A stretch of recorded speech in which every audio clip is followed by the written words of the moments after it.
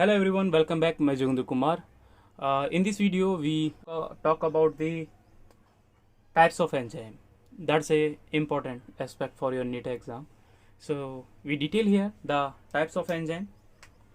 तो enzyme are basically two type.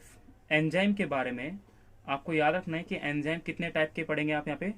To type पढ़ेंगे. अगर दो टाइप के अगर एंजाइम पढ़ेंगे तो दो टाइप के कौन कौन से हैं हम उनके बारे में देखेंगे. फर्स्ट ऑफ ऑल ये दो टाइप से इनको क्लासिफाई करने के लिए रीजन क्या है, मैं ए के बारे में बात करता हूं कि फर्स्ट जो है वो है सिंपल एंजाइम. सिंपल एंजाइम वो एंजाइम होता है जिसके पास सिर्फ प्रोटीन पार्ट प्रेजेंट होता है, यानी have only protein part. For example समझने के लिए कि सिंपल एंजाइम वो होते हैं जिनके पास प्रोटीन पार्ट होता है, यानी एडिशनल कोई एक और पार्ट नहीं होता. जैसे पेप्सिन कोई एंजाइम है, ये सिंगल फॉर्म है, ये प्रोटीन पार्ट है. जैसे प्रोटीन के साथ मैंने बोला कोई आयरन कोई मेटल अटैच्ड है तो वो सिंपल थोड़ी होगा, फिर वो कंजुगेट हो जाएगा. तो एक सिंपल होता है और दूसरा क्या होता है, कंजुगेट टाइप होता है. तो आप अभी तो वो बाद में बात करेंगे, बट एग्जाम्पल एक आपने पढ़ा पेप्सिन हो गया, ट्रिप्सिन हो गया, रेनिन हो गया. तो ये जितने भी एंजाइम आप पढ़ते हो ये सारे के सारे क्या होते हैं, सिंपल एंजाइम होते हैं जिनमें सिर्फ कौन सा पार्ट प्रेजेंट है, सिर्फ प्रोटीन पार्ट प्रेजेंट होता है. इसके बारे में आप याद रखें. नाउ सबसे इंपॉर्टेंट जिसमें निट में हर साल कहीं ना कोई क्वेश्चन पूछा जाता है वो इसका सेकेंड टाइप है. हम उसके बारे में पूरी डिटेल करते हैं. तो सेकेंड टाइप जो है एंजाइम का वो है क्या, हम उसके बारे में देखते हैं. तो सेकेंड टाइप है that is a conjugated enzyme. Conjugated enzyme. NEET में हर साल इसकी एक एक लाइन निट के लिए बहुत इंपॉर्टेंट क्वेश्चन है. आप इस चीज को अभी ये ध्यान रखें क्योंकि निट में इसमें कहीं ना कहीं क्वेश्चन पूछा जाता है और पूछा गया ही है. आपने सिंपल में तो पढ़ा था कि उसमें प्रोटीन पार्ट प्रेजेंट होता है, बट दे हैव, इनके पास प्रोटीन पार्ट तो होता है, उसके अलावा एक और पार्ट प्रेजेंट होता है. They have non protein part that is called, इसके पास एक नॉन प्रोटीन पार्ट होता है जिसको कहा जाता है कोफैक्टर. कोफैक्टर क्या होता है, कोफैक्टर वो फैक्टर होते हैं जो एडिशनली ग्रुप में अटैच्ड होता है. जैसे हम बोलते हैं डिफरेंट टाइप के, जैसे अलग अलग टाइप के आप पढ़ोगे, मेटलो एंजाइम हो गया, क्रिस्टलो एंजाइम हो गया, या फिर cofactor and a protein part that is called, उस प्रोटीन पार्ट को क्या बोला जाता है, एपो एंजाइम. Apoenzyme. दो वर्ड हैं, कोफैक्टर और एक apoenzyme. Cofactor are those are additional group जो अटैच्ड होते हैं किसी भी प्रोटीन पार्ट के साथ, that is called cofactor plus apoenzyme. तो एपो एंजाइम इन सबों को इंपॉर्टेंट होता है. Therefore the complete enzyme, therefore the complete enzyme is called holoenzyme. Simple भाषा में दो word, cofactor, non protein. NEET के क्वेश्चन है ये, नॉन प्रोटीन पहली चीज. दूसरा एपो एंजाइम, प्रोटीन पार्ट. इन दोनों को जब आप कंबाइन करोगे तो उस पार्ट को बोला जाता है होलो एंजाइम. निट का क्वेश्चन है होलो एंजाइम. तो यानी आपने यहां पे पढ़ा तो क्या है वो, ये निट के लिए बहुत ज्यादा इंपॉर्टेंट है. मैं अभी कह रहा हूं आप मार्क कर लें, इसमें निट में इस साल भी क्वेश्चन आएगा, 2020 में इससे पक्का क्वेश्चन आएगा एंजाइम से. तो एंजाइम का कोई भी जो टॉपिक है तो यहाँ पे मैं इसको सिंपल, ये वर्ड इंपॉर्टेंट है कि कोफैक्टर नॉन प्रोटीन होता है, एपो एंजाइम क्या होता है, प्रोटीन होता है, और इन दोनों को कॉम्बिनेशन से क्या बनता है, होलो एंजाइम बनता है. तो इसको समझने के लिए मैं एक सिंपल इक्वेशन से लिख लेते हैं जो आपको हेल्पफुल रहेगी समझने के लिए कि holoenzyme is equal to होता है एपो एंजाइम प्लस कोफैक्टर, इन दोनों की कॉम्बिनेशन को क्या बुलाता है? होलो। होलो मतलब होता है कंप्लीट एंजाइम। कंप्लीट एंजाइम कब बनता है? कौन सा? कंजुगेटेड कंप्लीट एंजाइम कब बनेगा? जब एपो एंजाइम यानी वो वाला पार्ट जो प्रोटीन वाला है और वो वाला पार्ट जो नॉन प्रोटीन वाला है, जब ये दो कंबाइन करते हैं तो उस पार्ट को बोला जाता है होलो एंजाइम। यानी कंप्लीट एंजाइम कौन सा? कंजुगेटेड वाला। वो कब बनता है? जब apo enzyme plus cofactor combine करते हैं, तब जाके कंजुगेटेड एंजाइम का फॉर्मेशन होता है। आप इस चीज को ध्यान रखें। दूसरा, अब हम इसमें डिफरेंट टाइप से बात करते हैं कोफैक्टर के बारे में। कोफैक्टर अलग अलग टाइप के होते हैं। ये नीट से क्वेश्चन आ चुका है कि डिफरेंट टाइप के जो कोफैक्टर होते हैं को एंजाइम के अंदर, वो नीट के क्वेश्चन रह चुके हैं। तो पहले हम बोल रहे हैं कि कोफैक्टर जो बोला जाए कि पहला ये बोला गया कि holoenzyme is equal to होता है एपो एंजाइम। ये नीट का क्वेश्चन है, ये इक्वेशन पूछी गई थी। Apoenzyme plus cofactor. We know that cofactor is classified into three category. There's a three category is one. That is a first, पहले इन्हीं के बारे में बात कर ले। That is a protein part, ये आपने पढ़ा है। This is the non protein part. एक प्रोटीन है, एक नॉन प्रोटीन है। Now non protein is classified into three category. That is three sub category. The first is that is a, जो इसकी फर्स्ट थी वो क्या था? एक था इनऑर्गेनिक ग्रुप। Inorganic group. दूसरा आपने इसको क्लासिफाई किया इस ऑर्गेनिक ग्रुप को, यानी इसका पहला तो ये हो गया। सेकेंड टाइप जो इसी का है वो है कोएंजाइम। कोएंजाइम। थर्ड इसके बारे में जो एग्जांपल है वो है, थर्ड एग्जांपल जो आपने पढ़ा था, प्रोस्थेटिक ग्रुप। अब इन सबों का एक इंपॉर्टेंट रोल है। हर एक की एक इंपॉर्टेंट लाइन जो आपने पढ़ी है, हम आगे इसी के बारे में डिटेल करेंगे कि इसकी इंपॉर्टेंट लाइन क्या है, कोएंजाइम की इंपॉर्टेंट लाइन क्या है और इस प्रोस्थेटिक की इंपॉर्टेंट लाइन क्या है। जैसे इसमें तो जितने भी होते हैं इनऑर्गेनिक में, इनऑर्गेनिक आप केमिस्ट्री में पढ़ते हैं, इनऑर्गेनिक केमिस्ट्री, उसमें आप क्या पढ़ते हो? Hydrogen, helium, lithium, beryllium, boron, carbon, nitrogen, oxygen, fluorine, या फिर जितने भी आपके पास मेटल है वो सारी यही तो पढ़ते हो। Copper, zinc, chlorine, magnesium, phosphate, sulphur, chlorine, ये जितने भी हैं ये इन सबों के बारे में पढ़ते हो। कुछ नॉन मेटल के नाम ले लिए मैंने, मतलब मेटल के बारे में पढ़ते हो। तो इनऑर्गेनिक केमिस्ट्री में जितने भी जो मेटल होते हैं उन मेटल को रखोगे तो वो इसके साथ कंबाइन करते हैं। हम उसके आगे और डिटेल करेंगे। कोएंजाइम के दो इंपॉर्टेंट वर्ड होते हैं। पहली चीज तो कि ये एक नॉन प्रोटीन पार्ट है। दूसरा, ये वाला जो होता है ये लूजली बाउंड होता है किसके साथ? एपो एंजाइम के साथ। तीसरा, जो प्रोस्थेटिक ग्रुप है, हम इसके बारे में इंपॉर्टेंट चीज डिटेल करेंगे कि ये भी एक नॉन प्रोटीन पार्ट होता है और ये कोफैक्टर का ही थर्ड एग्जांपल है और थर्ड टाइप है। उस थर्ड टाइप में प्रोस्थेटिक ग्रुप है, अगर ये लूजली बाउंड है तो ये वाला कैसा हो जाएगा? टाइडली बाउंड हो जाएगा। ये इसके इंपॉर्टेंट फैक्टर थे जो आपने इस पूरे वीडियो में पढ़े। तो thank you for watching video. अगर दोस्तों आप हमारे चैनल पर नए हैं तो प्लीज हमारे चैनल को सब्सक्राइब करें, लाइक करें, ताकि आपके पास हमारी वीडियो सबसे पहले आए। And thank you. Cofactors are of three type. Cofactors जो हैं वो तीन टाइप के हैं। ठीक है, वो कोफैक्टर तीन टाइप के कौन कौन से हैं? पहला जिसके हम बारे में बात करते हैं, पहला है यहां पे, that is your inorganic group. Inorganic group.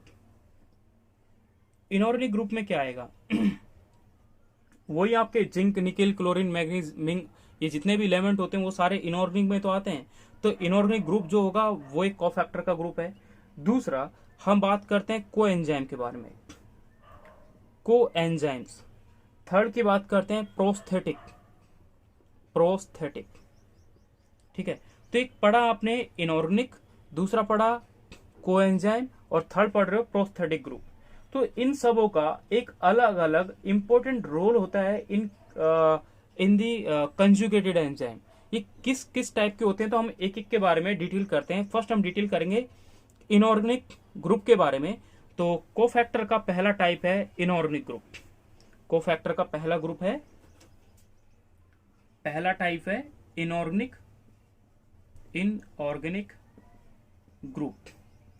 तो इनऑर्गेनिक ग्रुप को क्या है इसकी डेफिनेशन? तो हम इसके बारे में बोलते हैं कि several enzyme use metal ions for catalyst. काफी ऐसे मेटल आयन होते हैं जिनको कैटलिस्ट के रूप में यूज किया जाता है और उसको कहा जाता है मेटेलो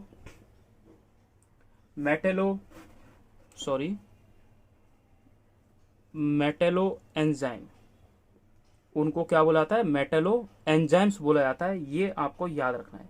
मेटल के लिए बोला तो मेटेलो एंजाइम्स हो गया। जैसे नीट का क्वेश्चन ये रह चुके हैं आपको, अब यहाँ पे जो एग्जाम्पल लिख रहे हैं ये नीट के क्वेश्चन हैं, नीट में आ चुके हैं, ये वाले कहीं ना कहीं आ चुके हैं और आपके नीट के लिए अभी भी इंपॉर्टेंट है। पहला एग्जाम्पल क्या है? जिंक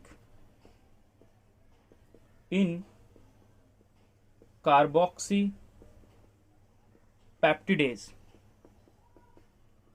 पहला कि जिंक जो है वो कार्बोक्सी पेप्टिडेज में यूज होता है। निकिल इन यूरिएज, जो फर्स्ट डिस्कवर्ड एंजाइम था, उस एंजाइम के अंदर क्या पाया गया था? निकिल जो है वो एलिमेंट पाया गया था। क्लोरीन जो आप अपने माउथ के अंदर अमाइलेज जो एंजाइम बनता है उसके अंदर क्या पाता है? क्लोरीन आयन पाया जाता है। जिंक, सेकेंड जिंक का आ गया, नीट का क्वेश्चन रह चुका है ये वाला, कि जिंक इन कार्बोनिक एनहाइड्रेज, ये एक एंजाइम है। इस एंजाइम के अंदर क्या पाया जाता है? जिंक वाला पाया। तो जिंक 2 के कार्बोक्सी पेप्टिडेज या कार्बोनिक एनाहाइड्रेज दोनों के अंदर आपको ये एंजाइम मिलता है। मैग्नीशियम, जब आप ग्लाइकोलिसिस पढ़ते हो तो ग्लाइकोलिसिस में वहां पे एक हेक्सोकाइनेज एंजाइम यूज होता है। तो उस हेक्सोकाइनेज जो एंजाइम यूज होता है तो वहां पे एक मेटल यूज होती है, that metal name is magnesium. Maximum जितने भी क्रेब्स साइकिल पढ़ लो, ईटीएस पढ़ लो, या फिर आप फोटोसिंथेसिस 1 या फोटोसिस्टम 2 यानी 1 और 2 फोटोसिस्टम पढ़ लो, या फिर ग्लाइकोलिसिस पढ़ लो, उन सबों में जितने भी मेटल यूज होते हैं मैक्सिमम सब जगह पे कौन सा मेटल यूज होता है? मैग्नीशियम यूज होता है। कुछ जगहों पे कॉपर यूज होता है बट मैक्सिमम जगह पे ये यूज होता है। And finally that is a copper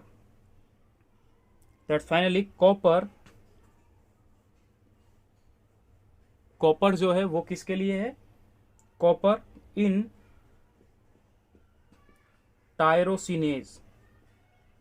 tyrosine जो एक प्रोटीन होता है, एक अमीनो एसिड होता है, प्रोटीन नहीं, एक अमीनो एसिड होता है। तो टायरोसिनेज, एएसी सबके पीछे एएसी आ रहा है, दैट्स मीन ये सारे क्या हैं? एंजाइम हैं। ठीक है, तो टायरोसिनेज जो टायरोसिन को कन्वर्ट करे, तो ये जितने भी हैं कि इनऑर्गेनिक ग्रुप के अंदर कि वो वाले ग्रुप की several enzyme use as a metal, उनको क्या बोला था? इनऑर्गेनिक ग्रुप बोला जाता है। ये सारे के सारे, पहला जिंक, कार्बोक्सीपेप्टिडेज, निकल इन यूरिएज, क्लोरीन, ये सारे नीट में पूछे हुए कहीं ना कहीं इंपॉर्टेंट क्वेश्चन है। सेकेंड टाइप की बात करते हैं, जो कोफैक्टर का सेकेंड टाइप है।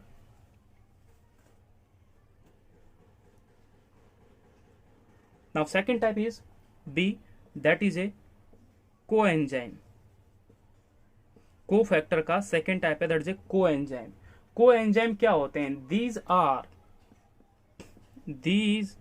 are नॉन प्रोटीन, ये नॉन प्रोटीन ऑर्गेनिक ग्रुप होते हैं जो लूजली बाउंड होते हैं विद एपो एंजाइम। आपने पढ़ा था कि होलो एंजाइम में अगर एक होता है एपो एंजाइम, उस एपो एंजाइम के साथ कोफैक्टर ऐड होता है, तो ये कोफैक्टर कुछ भी हो सकता है। इस कोफैक्टर में जो कोएंजाइम टाइप के भी आप एग्जांपल जस्ट पढ़ेंगे, उसमें इस एपो एंजाइम के साथ जो भी कोफैक्टर का यानी कोएंजाइम का यानी कोफैक्टर का एक एग्जांपल क्या है? कोएंजाइम है। तो कोएंजाइम के जितने भी आप पढ़ोगे, जैसे NAD, NADPS या फिर FMN, ये सारे के सारे यहाँ कंबाइन करते हैं और एक अलग टाइप के प्रोडक्ट का फॉर्मेशन करते हैं। सिंपल सा, जैसे इसके एग्जांपल के बारे में डिटेल करते हैं, तो इसका फर्स्ट एग्जांपल जो है वो है NAD, निकोटिनामाइड, एडिनोसिन डाइन्यूक्लियोटाइड, या फिर NADP, ये फॉस्फेट वाला आ जाएगा, एंड लास्ट आ जाएगा FMN। ये आपको 3 ग्रुप है। तो ये एग्जांपल, ये क्या है, को एंजाइम है। तो इनके लिए को एंजाइम की सबसे इंपॉर्टेंट लाइन जो PMT के लिए है कि पहली चीज तो ये नॉन प्रोटीन तो है ही है। क्यों? क्योंकि आपने को फैक्टर के बारे में पढ़ा था कि को फैक्टर जो होते हैं ये क्या होते हैं, नॉन प्रोटीन होते हैं, पहली चीज। तो उसके जितने भी टाइप होंगे वो भी तो नॉन प्रोटीन है, तो नॉन प्रोटीन है। सबसे इंपॉर्टेंट लाइन इसकी है कि ये ऑर्गेनिक ग्रुप होते हैं और ये क्या होते हैं, लूजली बाउंड होते हैं। ये जो वर्ड है ना लूजली बाउंड, ये नीट का क्वेश्चन है कि कोएंजाइम जो होते हैं वो लूजली बाउंड होते हैं। क्यों? क्योंकि जस्ट इसके बाद हम प्रोस्थेटिक ग्रुप पढ़ेंगे तो वो क्या होता है, वो टाइटली बाउंड होता है। तो इन दोनों में कंफ्यूजन हो जाती है। PMT में जो दोनों लाइनें जाती हैं, ये पूछ ले कि कोएंजाइम आर टाइटली बाउंड, तो लाइन गलत हो गई, स्टेटमेंट गलत है वाली। लेकिन अगर आपको लिखा आ जाए कि जो ये प्रोस्थेटिक ग्रुप है वो टाइटली बाउंड है या लूजली बाउंड है, तो उस टाइप से आपको ये कंफ्यूजन दूर करने के लिए हेल्पफुल होती है। तो आपको ये सारे के सारे एग्जांपल जो इसके आपने लिखे हैं, NAD, NADP और FMN, ये सारे के सारे कोएंजाइम के हैं और ये इंपॉर्टेंट है। इसी का ही थर्ड टाइप जिसके बारे में हमें डिटेल करनी है, हम उसके बारे में डिटेल करते हैं, वो है क्या। तो इसका थर्ड टाइप है prosthetic, C, that is prosthetic. Prosthetic group के बारे में अगर आपको डिटेल करनी है तो प्रोस्थेटिक ग्रुप को आप कैसे डिफाइन करोगे। तो प्रोस्थेटिक ग्रुप सेम वही, पहली चीज the prosthetic group are non protein part, ठीक है भाई, नॉन प्रोटीन हो गया। दूसरा कि ये एक नॉन प्रोटीन ऑर्गेनिक ग्रुप है। क्यों? क्योंकि ऑर्गेनिक ग्रुप इसलिए है क्योंकि आपने पहले जस्ट जो पढ़ा था, इनऑर्गेनिक वाले तो आपने अलग से पढ़ लिए थे, बट इनऑर्गेनिक में जितने भी होते हैं, ऑर्गेनिक में जितने भी होते हैं, उनमें सारे के सारे वो ग्रुप होंगे जिनमें कार्बन और हाइड्रोजन से कॉम्बिनेशन से बनने वाले जितने भी प्रोडक्ट होते हैं वो ज्यादातर होते हैं। तो ये ऑर्गेनिक होते हैं दोनों के दोनों, और ये टाइटली बाउंड होते हैं। निट के लिए लाइन है कि ये टाइटली बाउंड होते हैं और कोवेलेंटली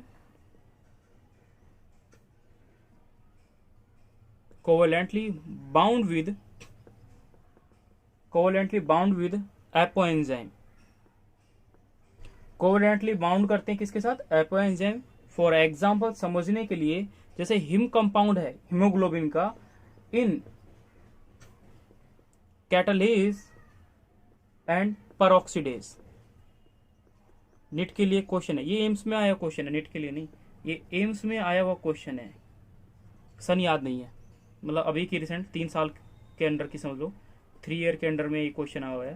मेरे को सन एग्जैक्ट याद नहीं है, बट ये क्वेश्चन आया हुआ है कि हिम जो है ये परऑक्सीडेज के साथ भी क्या बोलता है, परऑक्सीडेज जो उसके साथ कंबाइन करता है। तो पहली चीज सबसे इंपॉर्टेंट क्या है यहाँ पे कि prosthetic group are those are non proteinous, पहली चीज। दूसरा, दे आर टाइटली बाउंड।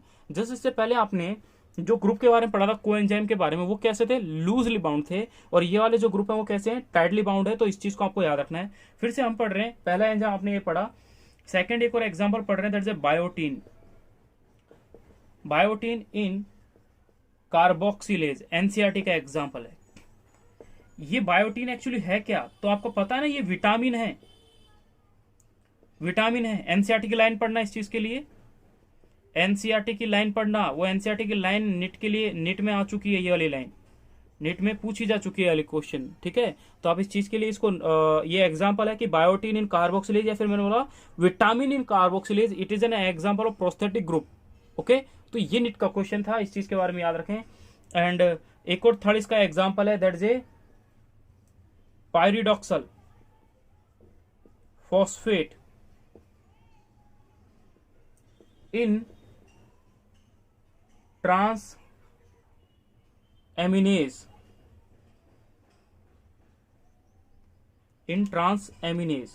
तो ये है ट्रांस एमिनेज, ठीक है। तो बेसिकली आपने जो भी चीजें पढ़े, 3 ग्रुप में आपने इनको क्लासिफाई किया है। तो 3 ग्रुप कौन कौन से थे, आप उनके बारे में इसको ध्यान रखना है। फर्स्ट आपने पढ़ा था, हम एक बार क्विक रीजन कर लेते हैं इसी के बारे में कि वो है क्या, ठीक है। पहली चीज क्या कि अगर आपसे ये चीज बोली जाए, पहला